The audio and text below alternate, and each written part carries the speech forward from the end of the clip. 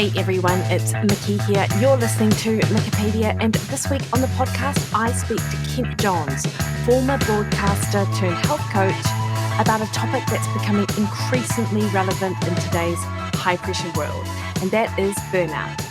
Having worked extensively with executives and professionals, Kent has seen firsthand the common patterns that lead high achievers to the brink of exhaustion, and we talk about that in today's podcasts. Kent shares his insights into distinguishing between good stress that fuels performance and bad stress, which can lead to breakdown. He explains how burnout isn't just a mental issue, but has profound physiological consequences, and how to recognise the early warning signs, which can be key to prevention. Kent and I discuss a range of things like nutrition, sleep, and movement, and how these help build resilience, and some specific interventions that Kent finds most effective for those struggling to balance their health with demanding careers. And we also explore the mindset trap that executives often fall into, such as the pressure to always be on, and how he coaches clients to shift their perspective. So I think this is an awesome episode, guys, really thought-provoking and really highly practical that I think you'll get a lot from. So Kent is a certified health and mental well-being coach and nutritional counsellor. He established Kent Johns Health to assist businesses to help their employees better look after themselves and thrive in life. And we talk a lot about executives, but Kent coaches across the board. So I think the insights he shares are relevant regardless. He is an experienced public speaker and former award-winning sports broadcaster and the host of Take It From Us, a radio program and podcast that deals with mental well-being and addiction issues. He's also a regular health contributor on New Zealand's largest radio station, Newstalk ZB, and is a proud ambassador for Men's Health Week. Before we crack on into the interview, I would like to remind you that the best way to support this podcast is to hit the subscribe button on your favourite podcast listening platform. That increases the visibility of Wikipedia in amongst literally thousands of other podcasts out there, so more people get the opportunity to hear from the guests that I have on this show, like Kent Johns. All right, guys, enjoy this conversation.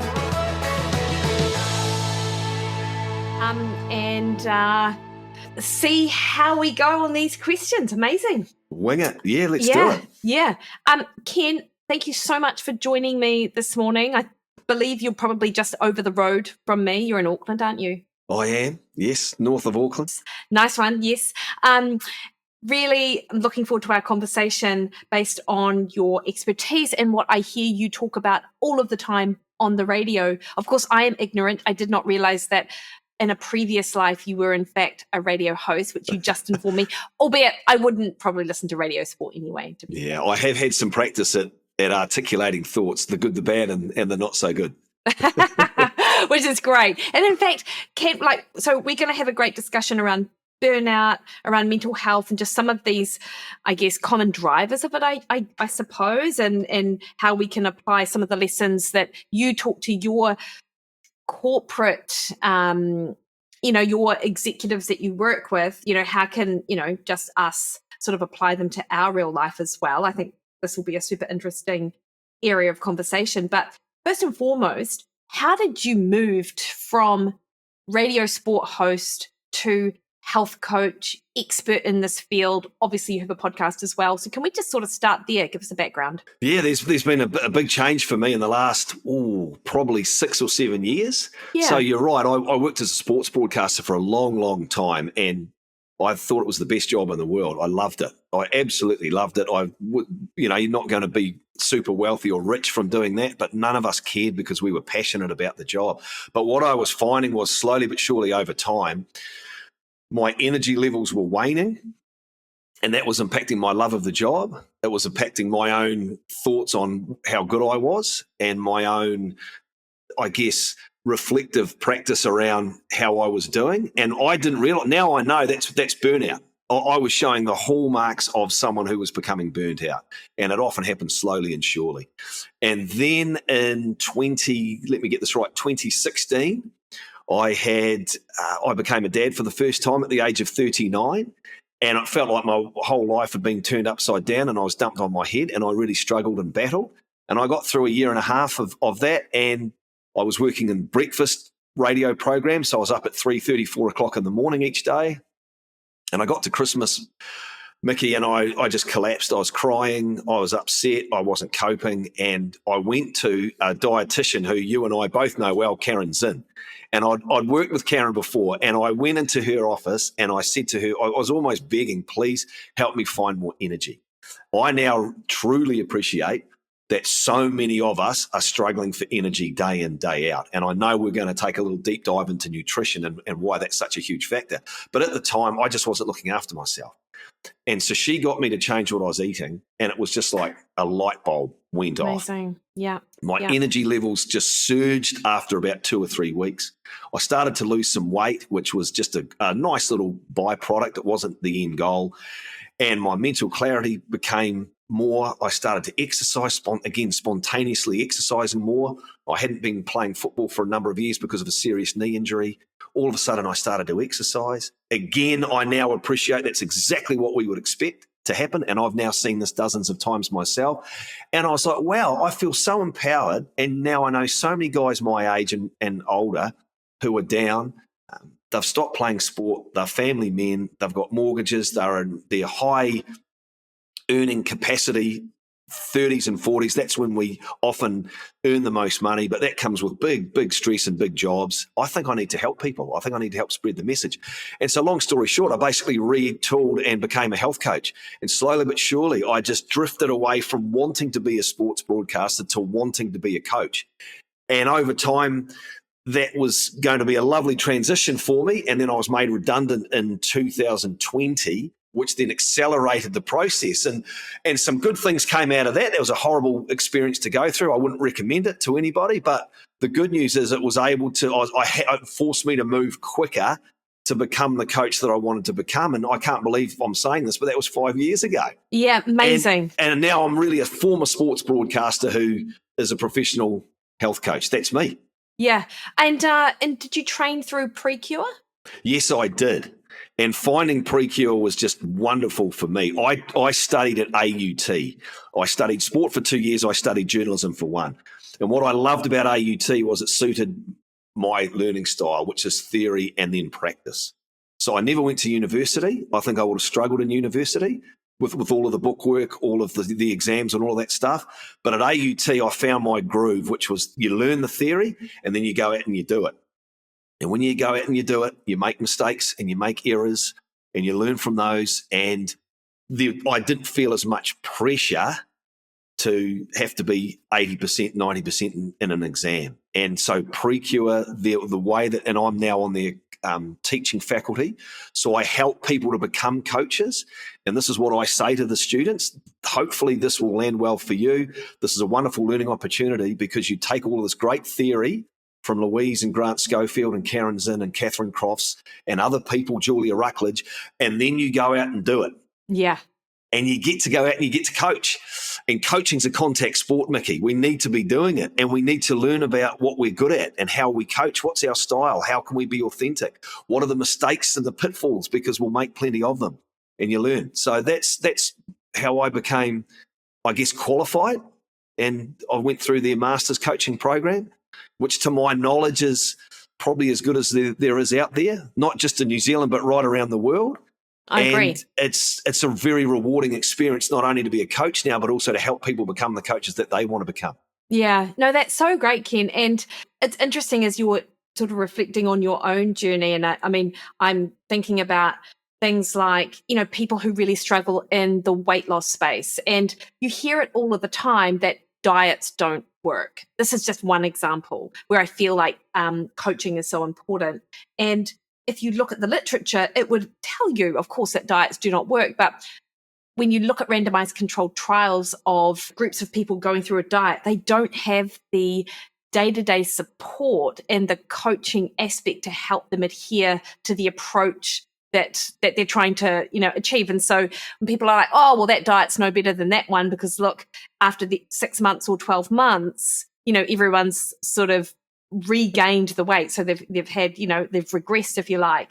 And I remember someone pointing out to me that, yeah, well, they have, but they don't have what is required to be successful in this space. They haven't got that sort of coaching element to it. They don't have someone doing what health coaches do. So I love that there are like institutes, but Precure exists and it's able to train people to take and fulfill the roles and actually help people do what they want to be doing. Yeah, look, and behavioural change can be really challenging. I try and avoid saying it's hard because it doesn't have to be, and depending on the person, it doesn't have to be hard. But for some people, yes, they do find it hard. But for most people, it could be challenging. But challenges, we're up for that. Human beings, we're adaptable. We can challenge ourselves. And as Professor Grant Schofield says, nothing grows in the comfort zone. Yeah. A little bit of stress, a little bit of fear and apprehension can actually be quite a good thing. And you're so right about diets. Diets don't work, generally speaking, but dietary interventions do work. And so what I talk about, and look, you would know this better than me because you're a real professional with this stuff, but making a dietary approach and seeing it as a lifestyle change can often be a massive component for people to actually understand. So I encourage people when everyone will ask you, hey, man, how's that new diet going? Are you still on your diet? No, you tell them, look, I'm not on a diet, but what I've done is I've changed my lifestyle. And that can be forever and ever and ever. Yeah, I totally agree. And I also think, Kent, and I'm not sure how you feel about this, but I feel like people are sold a little bit of a lie when it comes to diet and exercise, in that for whatever reason, you see it on social media at the time, or you see it on social media all of the time, this is effortless. You can effortlessly lose weight. You can effortlessly get fit and have the physique of your dreams or whatever. But actually, everything good takes effort. And we should encourage people to want to put that effort in because that's where the rewarding sort of part of it happens. Whereas some people just feel like because they eat, diet should be easy. But it's not easy, and there are roadblocks all along the way. But if you get your head around the fact that regardless of how much weight you lose or how long it's been that you've been able to maintain that weight, at some point along the way, there are still challenging times, then people can, are more successful in the long term. Yeah, it's not as easy as just taking the man shake. No, no. No. And you lose all of this weight and it stays off and you've got all the nutrition you will forever need. If only it was that easy. Yeah, it does require some effort, but that's the beauty of it, is that people learn about themselves, they figure out what works for them, and the reward comes from actually being invested in health and making the changes and making them sustainably so. I don't tell people what to do, contrary to what a lot of people think a coach does. I really don't tell people what to do. I help them achieve what they want to achieve with as much support as I can offer. But it's the classic horse to water kind of feel where you can help people as much as you want, Mikki, but unless they want to help themselves and bring about change for themselves and really lean into that self-growth, then they may not get to where they want to go. Yeah, interesting, Ken. In your line of work and with the people that you work with, like, are you in situations whereby you're trying to help a group or help an individual, not because they themselves have sort of invited you in, but from sort of managers or execs have sort of got you in? Like, what's that kind of situation, or how do you work in that situation? That can be really challenging, which is, again, it's a good thing. I wouldn't say it's hard. It can be challenging for a coach. Not everyone that we coach, we build an instant rapport with, and they're all in and they're wanting to change. Some people have roadblocks, particularly guys, particularly men. And I've come to really appreciate now, having done this for over 5 years, that if people are not prepared to be even just a small bit vulnerable, then the coaching sessions probably don't amount to a hell of a lot. So yes, there have been a few occasions where I have been asked to help somebody and they have been reticent to engage. After maybe half an hour or the first session, 45 minutes, maybe 60, some come around and go, wow, that was real. I really took a lot out of that. And then again, you'll have a small percentage of people who I'm not the right person for them, or I may not be the right person for them right now, or I may not be the right coach. And you don't get the fit. And I have to be able to park that and go away and maybe reflect on it, but then move on. Yeah, I see that a bit if I'm working with couples or I get an email from a husband or a wife or a partner, and they're like, my partner or, my husband or my wife or whatever have these, this is what's going on with them, and they really need this nutritional, support. And I'm like, they're like, which plan should I buy? And I'm like, hey, it's only going to work if they actually want to do it. Like, you just cannot change that. Because you're right. Otherwise, it's pressure. Yeah. If the husband and I've spoken to wives and sometimes husbands who are desperate, and I understand and I feel for them that they have a partner or a spouse who's struggling and who needs to maybe stop some adverse behaviour or start some good healthy regime. But I have to stress the point, like you do, the person themselves has to want this. And it doesn't matter how much we want it for somebody else. They have to actually be willing to engage, and they have to want to make the changes for themselves. It's the only way forward. So that can be tricky. It really can, having those conversations. And look, I've lost track of the number of people who have reached out to me on behalf of somebody else.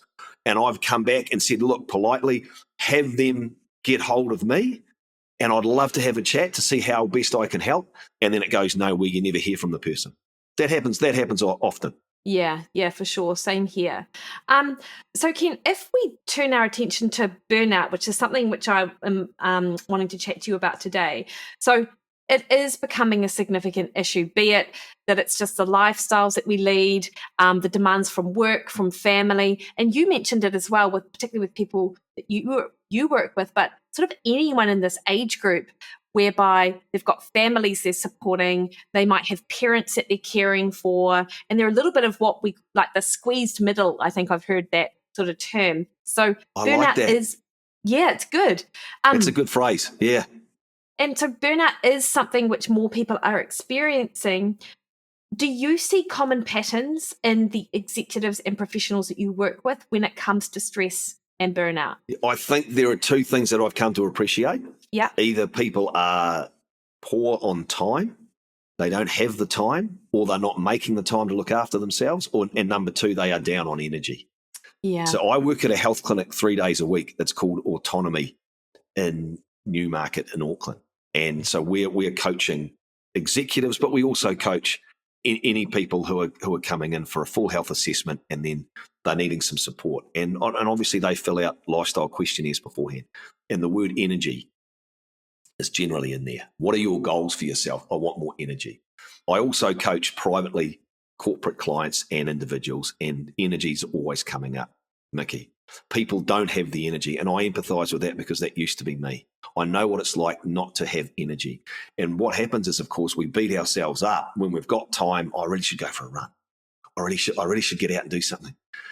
I don't feel like it. I'm tired. I think I'll just sit on the couch. What happens? They beat themselves up because they're demotivated. They put labels on themselves. I'm lazy, I'm unfit, I'm unmotivated, I'm useless. I've heard all of that stuff before. And what they don't actually realise is they literally don't have the energy because physiologically it ain't working for them. Their metabolism's probably way out of whack, and so they don't have the energy to be able to use it in the way that they want to. So those would be the big two things. And I think for a lot of us, Mikki, out there now, when you would talk about burnout, it's both. People don't have the time, and when they have it, they don't have the energy. And that's hard, man. And if you're 45 years of age, and like you say, you're trapped, you've got a big mortgage, you've got financial constraints, your parents are getting old, and sadly they may have chronic disease, and then you've got young kids, and you might be a manager at work, and you're having to look after other people's problems too, because it's part of the role is to engage with your staff. It's no wonder that we call this the age of overwhelm, because people are overwhelmed. And if you look at a survey from Employment Hero, which is a really good one, workplace wellness, if you look at the work Professor Jared Haar does at Massey University, and I've had the pleasure of interviewing him 2 or 3 times about this, burnout rates are laughably bad. They are ridiculously bad. And even if the research was out by 5 or 10%, they would still be laughably bad. Wow. And hey, Ken, do you know like how this might have changed over the last 5 years? And I'm just thinking about you remember about this time 5 years ago, COVID. And then, of course, we had a couple of years, particularly in Auckland, a lot of lockdown, like a lot of mental distress. I mean, countrywide, obviously Yeah. worldwide. But the working situations sort of changed a lot for a lot of people, and went through sort of phases of working from home is just what we're going to do now, and we're going to be super flexible about how you work from now, to okay, everyone, you need to come back in the office. That's right. Yeah. Like, has that impacted on levels of burnout? Do we have any idea about that? I think so. And I asked Jared Hard that exact question. I said, look, can we put this down to COVID? And he said, well, it's been trending in the wrong direction, Mikki, for quite a few years. And you look at the numbers, it's been trending poorly pre-COVID. What COVID's done is it's brought it all to the fore.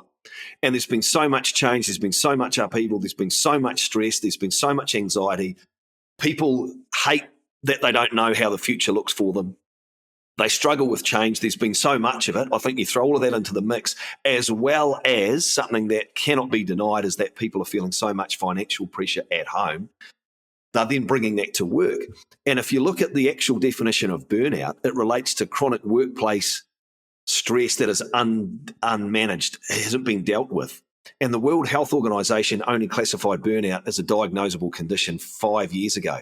Or 6 years ago, 2019. Wow. I actually think they need to redefine it now and include the stress that people are experiencing at home. Because even if work's going well for you and you're going okay and the job's good and you're not feeling burnt out by work, if you've got a lot of stress at home, you are likely to bring that to the office. And so I think they maybe need to tweak the definition of what burnout actually is now. Well, it's interesting, isn't it? Because if I think about the type of people that you work with who are executives, they have, to enable them to get to where they are in their careers, you can't really live a balanced life. It's almost one of the myths is, you need to balance work and life and family. And yes, you should be able to do that. But the reality for a lot of people, and it's not even executives, anyone, if you've got a role that is really demanding, that there just is going to be times where that has to take precedent, and it's very difficult to for a lot of people just to shut work off when they go home. But equally, you can't shut off the stresses and what's going on at home just because you work through the revolving door in your office. Yeah, it's a good point. And work-life balance is not a great phrase, is it, when you think about it? What's coming first? Work's coming first rather than life. So we can talk about a lifestyle balance, but you're so right. Sometimes, and you tell me if you think this is a good analogy or not, I've just made this up, and I don't know how well this will land. Okay. But what you were talking about, I think, is correct. Sometimes we have to lean into work. We have to lean into it. We've got a big project coming up. There's a big assignment. Maybe it's travel-related. And we just have to lean into it. And then other times we can lean back the other way. So I liken it to being on a bike. Oh, yeah. Sometimes you lean in to turn right. Yeah. Then you right yourself. And then sometimes you turn in to lean left. So we're constantly leaning and we're moving and we're twisting, but we stay on the bike because we have balance. Yeah. The moment we lose our balance, we have a crash. Yeah. And I think that's what we're seeing in the workplace, is that people are struggling to stay on the bike because they're having to lean in so far one way, they're then unable to correct themselves and get up and stay straight. Yeah. Well, that was a pretty good analogy, really. What, would you give me 6 out of 10? Yeah, maybe 6.5. Actually, 6.5. You're a little bit hard on yourself. Yeah. No, I completely agree with that. And what about those? Like, are there attributes of people that you work with that tend to deal really well with stress in the work and seem to have it together, versus people that you can sort of look at and go, there's something. Are there features which make you think, actually you're at significant risk of burnout? Can you, and not just you, but people in your situation, do you have the ability to sort of see it almost before it happens? Well, I think managers are at higher risk of burnout. Yeah. I think we know that. People in HR, people that care, people pleasers, they're always at a higher risk because they struggle to say no. And we know that one of the great tools to prevent burnout is to say no, is to be bold, to be strong. And it might be you having to say no to your boss, or it might be no to a colleague, or it might be no to a friend that, hey, look, I can't see you this weekend, I'm stuffed. I just need to stay at home and look after myself. So there's always a fine balance with that. I think the people that are at the higher risk of burnout are the ones that are not taking the time or making the time to look after themselves. So I know, having coached many chief executives now and other people in senior leadership roles, the ones that go to the gym, the ones that are up early and they run, it's not going to stop all of that work pressure and stress, but what it does do is it allows them to cope with it better. And I think that's the key word, is coping. So a lot of people are overwhelmed because they don't have the right coping strategies in place, whereas the ones that have figured this out, Mikki, that, hey, there are some things beyond my control and there's a lot of pressure and there's a lot of stress that comes with this job, but if I can cope, I have a far better job of not only surviving this role or surviving these next few years, but I could potentially even thrive as well. I don't think as many of us are thriving as would be healthy, but there are people out there that are managing to get by. Yeah. Yeah, it's so interesting. And what you say about people pleasers as well. Like, I know that I've sort of focused a little bit on the demographic that you often work with, which are those in exec roles and have that kind of responsibility. But the people pleasers, or the people who work in service, so of any description, teachers, nurses, fire, police, check-in operators, all like burnout could and is often a significant issue in these categories as well, right? I think so. And so I do a lot of public speaking, and I go out and I will always ask a room full of people, hey, hands up, who wants consistently better sleep? And you'll always get an honest answer. Bang, the hands go up straight away, instinctively. Yeah, that's me. And I would expect to see 50% of the people in the room put their hands up. That's what we now know. And sleep experts around New Zealand would probably tell you that too, Mikki, that chronic sleep deprivation is again historically bad. We're probably looking at 50% plus. And then you say, how many of you are people pleasers? And it's often the same people. Yeah. It's often the same people. They're trying really hard to be super engaged and good at their job and to help others, but one piece is missing, and that's the self-care piece, which, as we know, is just non-negotiable now. Yeah. So if you're a bit of an asshole, then you're probably likely to be you'll have a little bit more resiliency in your, I don't know, job or space or whatever. Yeah, quite possibly. And maybe you don't have as much empathy for others because, again, a lot of the people pleasers work in HR. Again, which is an awful phrase. If you think human resources, for goodness sake, why do we think of humans as resources? The whole point of the business is about people. It's a stupid bloody tag, and I shouldn't be using it. I should be talking about people managers. Yeah, I'm trying to think, like, has there been a rebrand? People and culture is the better way to look at it. Yeah. But HR can still probably be used in a pejorative term. But people in the workplace well-being and culture aspect are often really under the pump because not only are they trying hard to help others, but a lot of stuff is being dumped on them too. Yeah. I'm super pleased that that's not me in that position. So then, Kent, what are the lifestyle factors that you talk about with your people that actually really can move the needle? Like, in your experience, which interventions tend to work best? I go to the core four: eat, move, sleep, laugh. And laugh is there for connection because we can't make ourselves laugh. So people are feeling isolated. We know people are now more lonely than they've ever been before. So if you look at those four, and I don't have to tell you about eating, Mikki, because you've got a PhD in this stuff, right? The food environment in New Zealand is deplorable when you think about going to the supermarket. The high percentage of processed food is in the 70s, if not higher to 80. So we're poorly served and we're eating way too much processed food, which means that we don't have the energy to move. Not enough of us are even getting close to that Ministry of Health recommendation of 150 minutes of moderate activity each week. We know we're chronically sleep deprived and we're not connecting as much as we should be. People think that Facebook is connecting or being on LinkedIn or being on WhatsApp. It's not. Real connection is what you and I are doing now. We're talking, we're engaging, we're empathizing with each other. We are having, as best we can, whilst we're not in person, this is electronic, it's the next best thing. So I think if you looked at all of those four, eat, move, sleep, laugh, I think you could make a case that this is not my opinion. This is actually based on fact and research and some science that we're failing miserably in all of those four. And I think if you point that out to people, I think it can go a great way for them to go, wow, yeah, if I think about it, I eat too much junk food. And because of that, I don't have the energy to move. And yes, I think I would have better sleep if I was exercising. And if I have better sleep, I mean, for me, Mikki, that's the holy grail. As someone who suffered from insomnia for a long time, please just let me have a good sleep, because I know I'll function so much better the next day. So, the interesting thing with all of that, this is not news to anyone, and I'm sure that news. it would not be news to the people that you're speaking to. So out of those 4, which ones do they have an easier job of adopting versus where do people struggle? I think, again, I've thought about this a lot, because people often ask, hey, what's the one thing? And I bet you get asked this a lot. What's the one thing I should be doing? If you can only give me one piece of advice, what would it be? I honestly, in my heart now, feel that it comes back to diet. I really do. Yeah. I think it comes back to what we eat. And I can speak from experience. I can look at studies. I can look at the research. I can listen to people like David Ludwig and Robert Lustig talk about this stuff and how we should expect to get more energy from eating less sugar.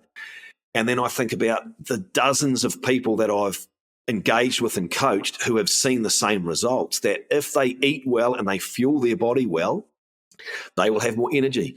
And it turns out, Mikki, that our bodies want to move. Our bodies demand movement. They crave movement. And when we have energy, we will move, which is awesome. So we get out, we move a little bit more. We start walking. We maybe start to graduate to running a little bit. Maybe we decide to go back and play netball or basketball or football again. Then when we do that, we get physically tired. Our sleep does improve. We are more mindful about winding down in the evening and putting away the screens and relaxing. And then, of course, we've got the clarity of thought the next day, and we're engaged and we're enthusiastic about the berries and yogurt rather than the Cocoa Pops. And so I find that one thing leads to another in a cyclical way, and I can't stress how life-changing dietary interventions can be. So I have a 6-word phrase, which is change your eating, change your life. And I believe that to be true. So there you go. That's what I would say. Oh, I love it. And do you know, this might surprise you. I think movement's the thing. Okay, cool. Isn't it interesting? And for a very similar reasoning, except you just sort of take out the diet and put in the movement. Like, I feel like if people start moving, then actually they hate it to begin with, but they love the feeling that they get after. And that's what they then use that as a motivation to, do it again. And then that is an anchor behavior. And then they're like, well, I actually love the way I feel after a run, so I'm going to get to bed earlier, so I get a bit more sleep, so I'm able to feel better when I do it. And actually, I'm not going to eat those Cocoa Pops because I know that they actually just make me feel worse and I don't get a good session in if I eat like that, so I'm going to start eating a bit better. But I guess what this does come down to probably, Ken, is that everyone has an anchor behavior. Like there's this one thing that will then perpetuate and lead to other healthy behaviors, and finding that thing for people is probably the thing that's going to be the I throw that on a diagram and I say, look, it's all related. If you eat well, chances are you'll move more. If you move more, you'll lower your stress, which means you'll relax at night, which means you'll probably get a better sleep, which means you'll have greater mental clarity, which means you'll make better food choices. And to your point, choose one of those, make an entry into it and see where it leads you, because it will probably follow. I think most people that I have coached, if you ask them, where's a good place to start? What's the one thing you could do? A lot of them go to diet first because they know that they're eating rubbish food. But for those that eat well, yeah, they know that I need to be moving more. I'm not exercising as much as I should be. But I also think, Mikki, there is a cohort of people out there who literally are struggling to move when they've got the chance because they're not fueling their bodies with the right stuff. Totally. And I feel like the idea that it's one thing that you have to change that then leads to other changes is actually it's a hopeful message for a lot of people, because they're like, man, I'm not moving, my diet is rubbish, my sleep is terrible, I'm drinking too much, and I'm addicted to my screens. And they're like, I have to change all of this stuff, and that is overwhelming. It is. But if I focus on one thing, and then they can see evidence of, or they have people the likes of you, like, who are telling them that, you just have to do one thing and it will perpetuate to another, then there's a lot less overwhelm. I think so. I think you're right. There's a lot less overwhelm, and you're helping them to see that, hey, I've got the power here to make some changes, and I can be affirmative with that. It is optimistic, and it is a reason to be hopeful, because that's the other key component, or one really super key component of behavioural change. There has to be an element of optimism attached to it. There has to be hope.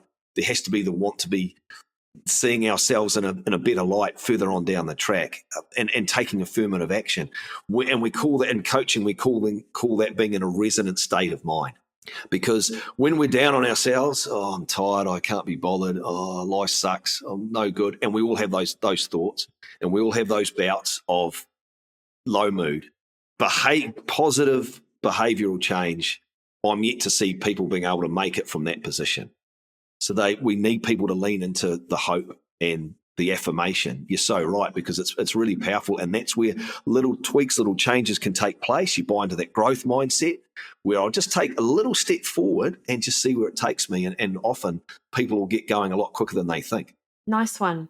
And where I feel people might come up against it a little bit, or you might with some of the people you might work with, is that in order to be really successful in your career, as an example, you almost have to be an all or nothing type mindset, or a type A personality. I don't mean that in a I often sort of throw that out there like it's a bad thing, but God, if I could be more type A, that would be amazing. It's an attribute, right? Yeah. So did those people that you work with struggle, Kent, and do you have to message it differently for those compared to other people you might work with who can actually work a little bit more in the B+, BB- range? I'm glad you mentioned that, because there are two different mindsets, right? And Carol Dweck wrote a great book about this called Mindset. She did. And in every area, in every aspect of our life, we either have a fixed mindset, we have a growth mindset.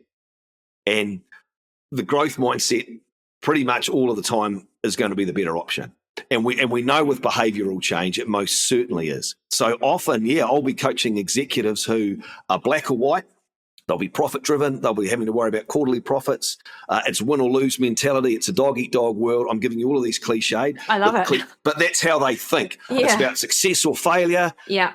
Growth doesn't enter into the equation other than economic growth. But I have to explain often that when it comes to well-being and looking after ourselves or making lifestyle changes, the growth mindset really has to be the only way to go.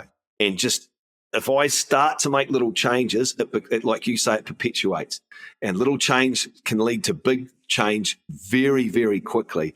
But if you expect to have a silver bullet, I remember one chief I was coaching a few years ago said, well, I'm going to want results. And he was struggling to buy into the fact that only he could get those results, that they weren't going to happen overnight, and that it's not a pass or fail mentality. It has to be the growth mindset. So that is a real challenge, I think, for super successful people. But then there are a lot of super successful people, Mikki, who are worth millions, and they're not happy.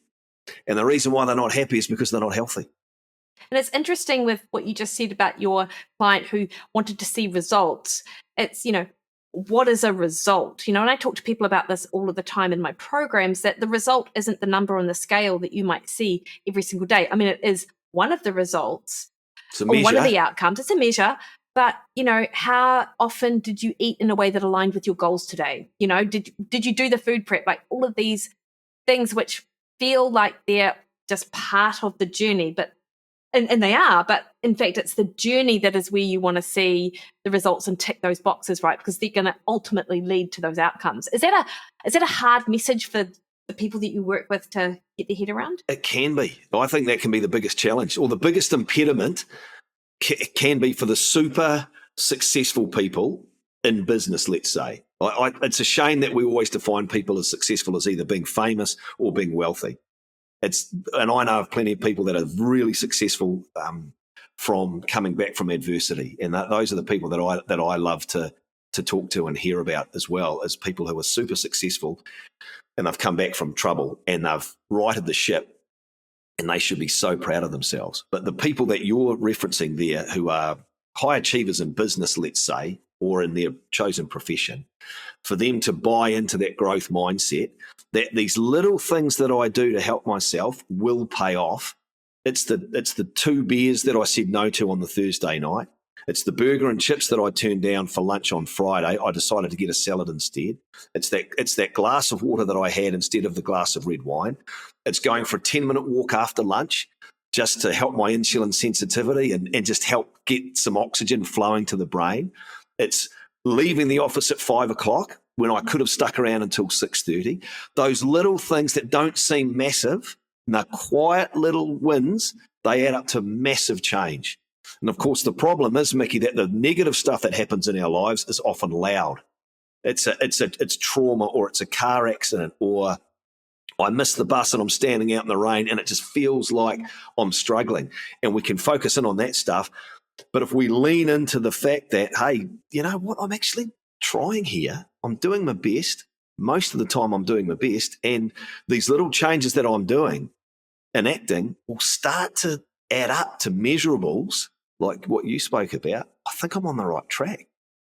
Kent, how do you turn down the voice the negativity then? Like, you know, if the stuff that people hear the loudest is the thought patterns that aren't aligned with their health goals, how do you talk to people about sort of shifting the focus? Well, yeah, I mean, that's a completely different topic that we could spend an hour talking about, which is the negative self-talk, which is the saboteur. And that we all have a saboteur in our heads, and we all have a voice, that little voice that just chips away, and it's often very judgmental, very self-critical, judgmental of others, and often judgmental of circumstance. Often it helps to acknowledge that. In my experience, when I've made that point to people, they've gone, oh, wow, I thought I was the only one. And I'm like, no, let's normalize this. We all have negative self-talk. Every single person on the planet has it, because it's an evolutionary adaptation to keep us safe. But it doesn't serve us well when we are under constant stressful moments. It serves us well acutely, but it doesn't serve us well when we're constantly tired and exhausted and fatigued and feeling overwhelmed that we beat ourselves up. Often just putting a name on it can help. Like mine, I call mine Vark the victim. When I fall into victim mentality, oh, here we go again, woe is me, I call that voice Vark because I'm quietly telling him to vark off. Okay, yeah, nice. I've heard, I've heard that helps. Yeah. I distance myself from that voice. That's not me. And again, a lot of people struggle with that concept, but then I'll explain or challenge someone, hey, would you talk like that to other people? And the answer is hell no. And it's always, you are a useless so-and-so. It's not I'm useless, it's you are useless. So we're speaking in the second person. So we know that that's not us. That's not us talking. So Ken, like people, this might be news for a lot of people out there. Not that they have the negative self-talk, but actually that a strategy around it is to name it and almost disassociate from it. And I feel like people would struggle with that concept actually. So it's almost a little bit, some do, out there. So what resources are there available for people to go, okay, well, that sounds a bit out there, but I'm willing to investigate this a bit further? Like, where can they find a little bit more information? What are good resources that you use with your people? Well, Shazad Shamin is probably the world's leader on this. He's in the United States. Please don't ask me to think of the university where he is at. But I went through and did one of his courses, and a number of coaches I know, we've all gone through and done one of his courses, and that was a great eye-opener. So as it turns out, there are about 10 different saboteurs that we have. Yeah, okay. Can we talk about them? Potentially a number of different voices. Well, we've all got the judge saboteur, which is that judgment. We've all got that one. So in my case, the victim often comes to the fore. The woe is me mentality. It holds me back. It doesn't serve me particularly well. We have people who are hyper-focused, the high achievers, the hyper-achievers. That's that win-at-all-cost mentality. That can actually be a hindrance to personal growth. And it can also be really hard for other people it can be wearying. You can wear people out. If you're a go-getting, win-at-all-costs, what are we doing now kind of mentality, that can set you up well in business, but it can also become very, very tiresome and often toxic for others. There's any number of different voices that we have that are holding us back. Hypervigilance is another one. Oh, yes. It becomes exhausting, right? Yeah, 100%. You know, I've got this thing, Kent, and I've labeled it, and I don't know whether this would come under one of the 10 saboteurs, but throughout my life, up until maybe 7 or 8 years ago, I think what I really struggled with was I was waiting for someone to save me. I was waiting for someone else to lift me up, to be as successful in my career, to make me feel successful in my life. And it only it dawned on me, I think it would dawn on me a bit earlier. And I'm like, actually, I can't rely on someone else to do this. And it took multiple experiences of having people go, hey, Mikki, we think you're great. We're going to do X, Y, Z with you. And this is where we'll take you. And it took multiple times for me to go, actually, I can't rely on anyone else to take me there. I actually have to get there myself. Yeah. But prior to that, I was always waiting for someone or something to sort of do that work for me. That sounds to me like that's a bit of a self-sabotage. I think so. thing. And look, the procrastinator is another one. Oh, yeah. And that's been big for me over the years. It's things that we can work on. The stickler can be another one. Stickler for the rule, stickler for order, stickler for... And I've got a friend that's her number one, and it drives her insane. You're like, oh, why can't I be any different? Yeah, yeah. But we've all got these attributes, and we've all got these different ways to think about how am I living my life, and what is it that I need to be doing. And a lot of the attributes that we possess can be enhanced, and they can be used powerfully, but they can also hold us back. So just acknowledging those can be a great help. And I actually think, Mikki, you've landed on probably the number one health message that we need to get out there right across New Zealand and elsewhere is no one's coming to save us. Yeah. It's not our fault that we're chronically ill. But it is our responsibility. But it is our responsibility to look after ourselves. We can't trust the health system. We can't trust medication. We can't trust the food environment necessarily, but we can be motivated enough to look after ourselves. And I think if you look at public health as a three-legged stool, education is there. Also public health policy, which we know is often the best tool to go with, more so than education. But we need people to be engaged in their health. So we need men and women to be going for a regular health checkup once a year and seeing it as a warrant of fitness. We need people to be going for skin checks if they can afford it. We need them to be going every so often for a blood test to see if they're pre-diabetic. And we need people to be going and looking at their heart rate and their blood pressure and things like that to be engaged, because I left it until I was about 40 years old. I shouldn't wait that long. I should have been doing it in my 20s. Which is actually still relatively young. I'm saying this because I'm older than that, but, 40 is not old, but it's actually midlife. If we look at the average lifespan of someone, that's sort of like middle age, right? And you're right. It's never too late to make the change, and you can add healthy years to your life, even if you decide that you have a light bulb moment when you're 67 years of age. But I think back to 20s and 30s and the hard living, Mikki, the alcohol, the bad food, the rubbish sleep. Oh, I'll always sleep. You can sleep when you're dead. Oh, first in the office, last to leave mentality. Oh, don't worry about sleep. You can catch up on the weekend. And not being mindful about the damage that could happen at the age of 35, at the age of 40, at the age of 50, because you don't just become diabetic or clinically obese at the age of 52. You don't just develop dementia at the age of 70. These are long, slow processes that can go for decades. But what if we could minimise the risk of getting sick by really being engaged in our own well-being, putting ourselves first when we're 25, 28, and 32? That would be my message to younger people, particularly men who are poorer at that than women. Yeah. Because that's probably what I would have liked to have heard when I was 25. Hey, mate, don't assume that you'll still feel great when you're 40 and 50. There's a chance that you might not unless you take care of yourself. Yeah, but Ken, like people who are 28 and 32, they think they're bulletproof, like True. you did, so what do you think it would take to actually get that message across? And just to sort of further that is that I've spoken to execs, and they just can't. It's not that they don't see the value in their health, but they're just so focused on the earning enough money to have a great retirement. They don't stop and think that they might not be in a position to enjoy it once they're there. So How do we Yeah. get that message? Well, I'm led to believe, with young men, the prefrontal cortex at the front of the brain Yes. doesn't develop in young men until mid to late 20s. Yeah. It's really hard to show 15, 16, 18-year-old boys, talk to them about road safety and the risks of not wearing a seatbelt and overloading the car. And apparently the best way to do it is you've actually got to show them with things like mannequins. Yes. And demonstrate. You've got to demonstrate this is what happens. This is what happens to the front of the car. This is what happens if it wraps around a lamppost. This is what happens to the bodies.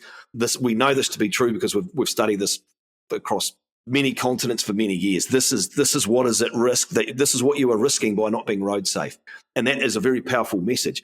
I think what I try to do is actually show people when I'm talking to them or presenting information, this is what the numbers tell us, that if you don't look after yourself, you're running the risk of cancer, diabetes, depression, anxiety, Alzheimer's, stroke, cardiovascular disease. This is where we would be headed if we are not prepared to take the time, please make the time to look after ourselves. This is why there's been a surge for the last 40 to 50 years in all of those chronic diseases. And Mikki, they're largely preventable. I know. That's the message of hope, right? Is that these are largely preventable. We don't have to be chronically sick. The thought now is that Alzheimer's is 90% preventable. It's as high as that, which is great because it means that something we can do about it. There's something we can do about it, yeah. But it has to start with us. Yeah, I 100% agree. And, I'm just thinking of people I know who have jobs that are really demanding and they're at significant health risk. They're in their mid-50s, and to look at them, you would think that they were in their maybe 60s. They've got young kids and they had a former life of being an athlete, but they're just not there now. And I struggle to I'm trying to figure out what's the thing that they need to hear. Who do they need to hear it from to actually flip that switch? Because I think both of those things are so important. Yeah, and please don't wait until your dad has a heart attack or your dad has a stroke or your best mate keels over. And this is what I hear often, is that was the jolt that someone needed. My God, I've got type 2 diabetes rampant in my family. It can't be me. I just had an HbA1c reading of 43 at the doctor. I don't want to end up like mum and dad. And so you might get, that can be really powerful. I know one guy who had a heart attack and a stroke before he decided he needed to make some changes. He's very fortunate to still be alive, number one, to be able to make those changes. I also know of other people, of course, that have just fallen over and died of a heart attack that was probably preventable. So we don't want to get sick before we say, hey, man, I need to look after myself. But getting that message through, Mikki, it can be really challenging. Like I've done a lot of work in the construction industry, for example, working with people in construction, civil engineering.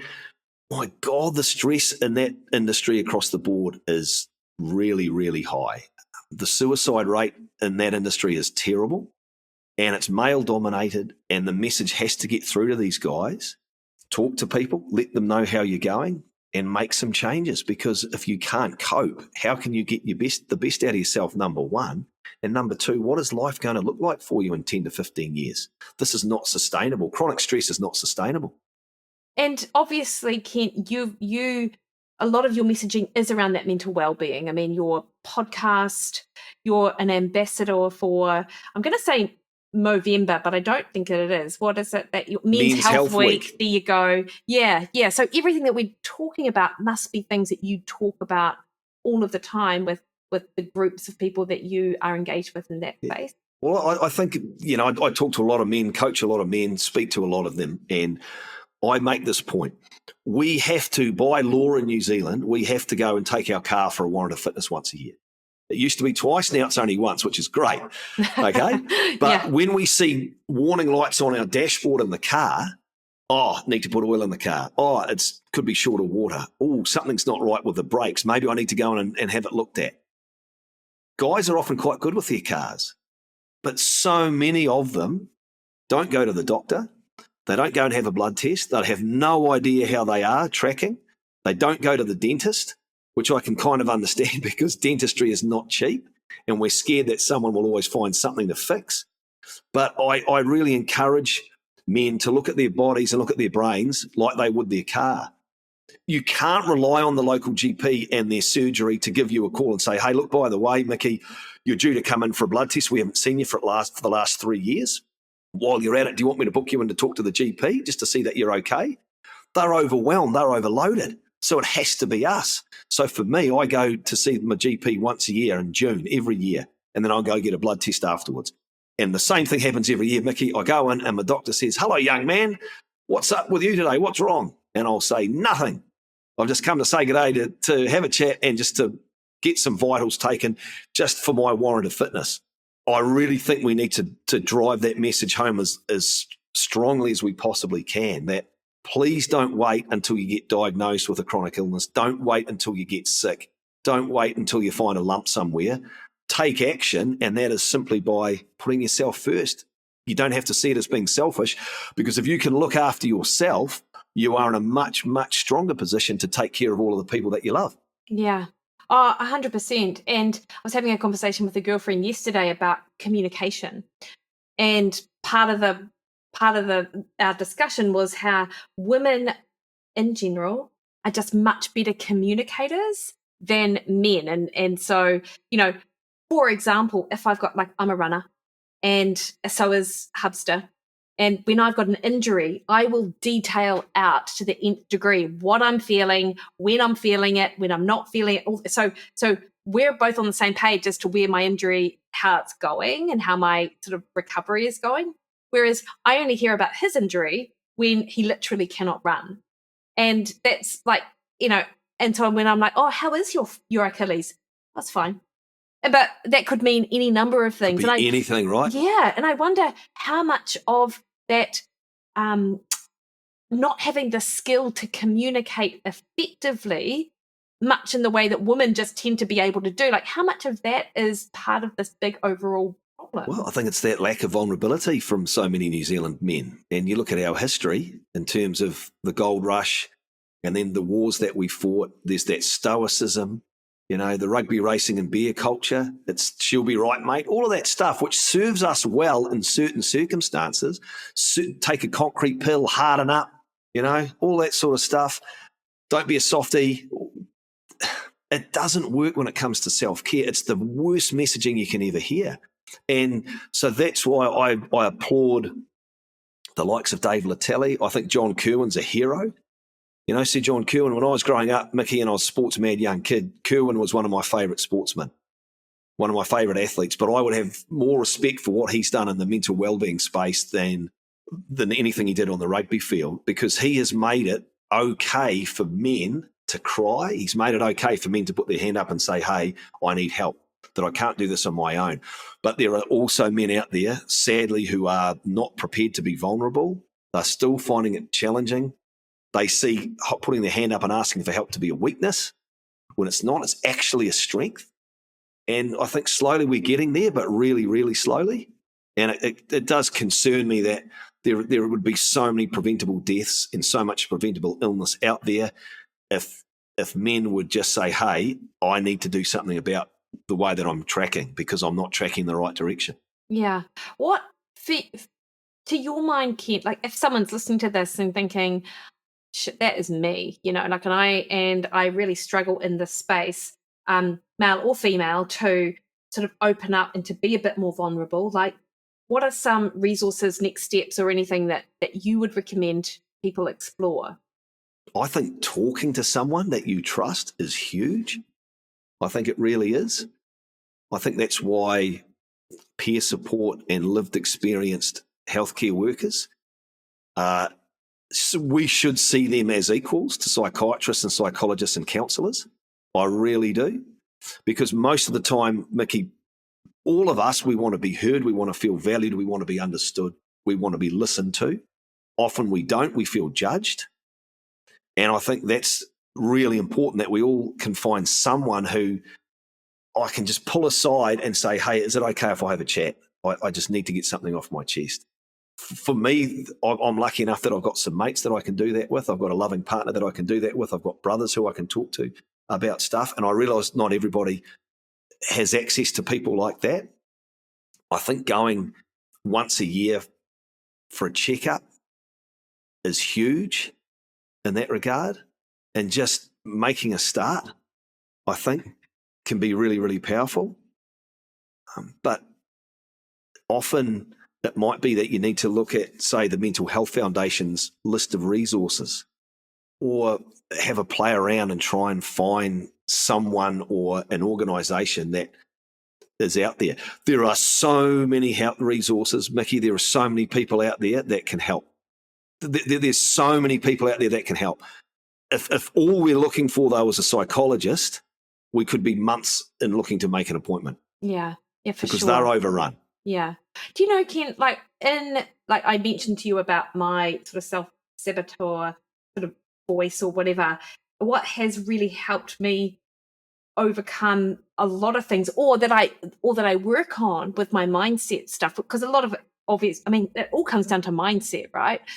Is actually just engaging in material myself, like listening to podcasts, like your podcast where you talk to people about their experiences, where you just share your wisdom and knowledge. Other podcasts, like I love Mel Robbins, for example, Brene Brown, her audiobooks or interviews with her, like just when I hear of different perspectives on situations that I might be in, it just gives me an experience. I don't have that experience, but if I hear others and their experiences, I just feel like that is so helpful. So even that sort of daily engagement in that mindset material, regardless of the fact that I'm just absorbing it, I find that quite helpful, actually. Yeah, and they're all empathetic people, aren't they? And yeah, they're curious and they listen well, which is two skills that we all could do to have a little bit more of, is to be curious, to lean in, and to listen well. Because when we're curious, our judgment is lowered. We know that's super important. So I think you're right.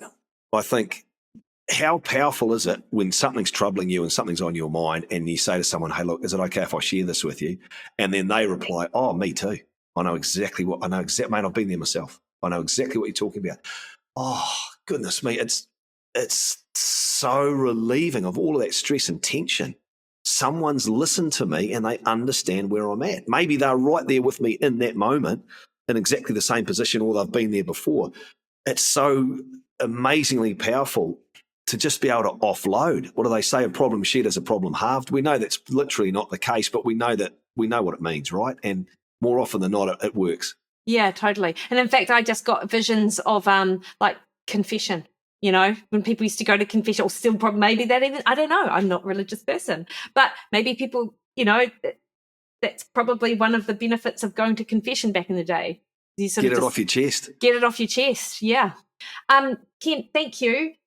Typically I had like a list of questions, maybe asked 2 or 3 of them, and we just sort of like yarned a little bit, but I really enjoyed talking to you and just getting your input and experience, and you are such a good communicator. So I feel like your message, you have no trouble getting your message across. And obviously you have the experience of, your experience, but you have so much success with the people that you work with as well. Yeah, and just one final thought, Mikki, and I really appreciate you having me on. I've loved the chat, is that we all need to be kind on ourselves too. Yeah. We really have to practice self-care. And so I think about being adaptable each day as to, okay, what do I need to do today to look after myself?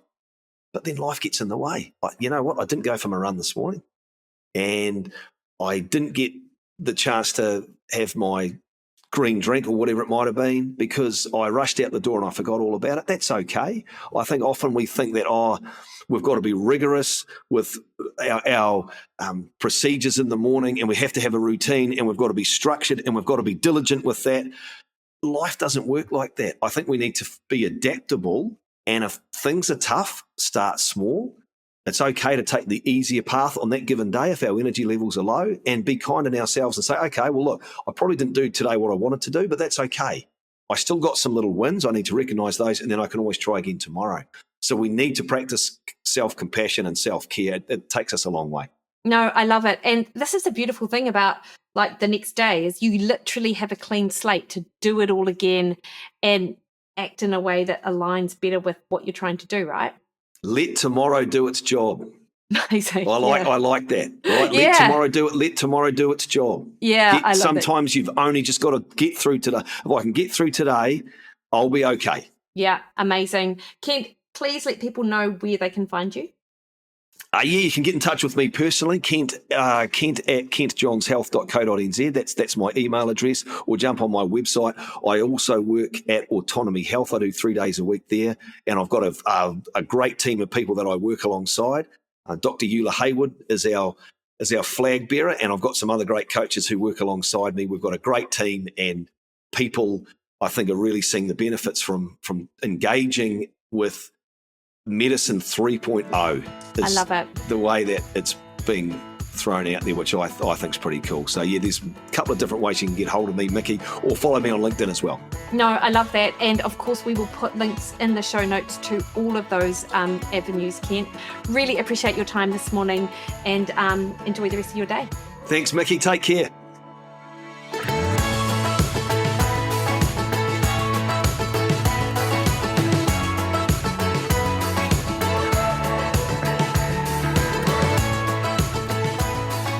Alrighty, hopefully you enjoyed that. I loved chatting to Kent. He was so easy to engage in conversation, and he's clearly very passionate about what he does.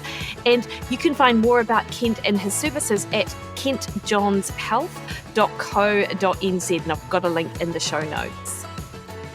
Next week on the podcast, we have Paul Reynolds, who is talking to us about the potential harms of vaping versus smoking. Until then, though, you can catch me over on Instagram, Threads, and Twitter at Mikki Williden, Facebook at Mikki Williden Nutrition, or head to my website, mikiwilliden.com, and book a one-on-one call with me. All right, team, you have the best week. See you later.